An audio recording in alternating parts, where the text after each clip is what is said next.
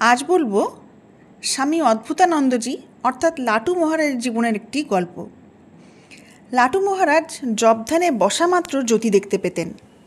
সাধনকালে সিদ্ধগুরু কীভাবে শিষ্যকে রক্ষা করেন সে প্রসঙ্গে স্বামী যোগানন্দ বলেন, একদিন সন্ধ্যাকালে আমি অর্থাৎ যোগীন মহারাজ ঠাকুর ঘরে বসে আছি, দেখি লাটু ঘরের দিকে আসছে।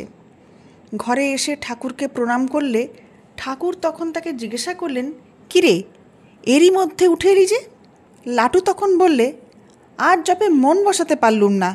ঠাকুর বললেন, কেন রে? লাটু বললে, কি জানি, অন্যদিন তো জপে বসলেই কিছু দেখতে পাই, আর তাতে মন বেশ বসে যায়। আজ কি জানি কেন কিছুতেই মনকে বাগে আনতে পারলুম না।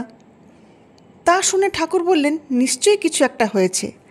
লাটু তখন বললে, আজ মন্দির যাবার আগে মনে হয়েছিল মা যদি বর দিতে আসেন তবে হামনে কি চাইবে? সেই কথা শুনে ঠাকুর বললেন, ওই হয়েছে রে, কামনা আশ্রয় করলে কি কখনো জপে মন বসে? ওসব করবি নি, ধ্যানে বসে বর চাইতে নেই। ঠাকুরের কথা শুনে আমি তো অবাক হয়ে গেলুম। ধ্যানে বসে বর চাইতে নেই, এ আবার কি কথা? সকলেই তো ধ্যানে দেবদেবীর দর্শন পেয়ে বর চেয়ে নেন। তাই জিজ্ঞাসা করলুম, মা তো ধ্যানেই দর্শন দেন, তখন বর চাইতে দোষ কি? ঠাকুর আমায় বললেন, না রে না, বর চাইতে নেই।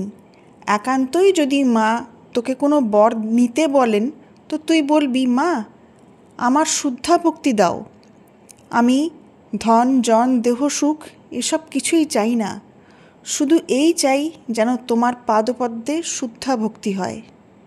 নমস্কার।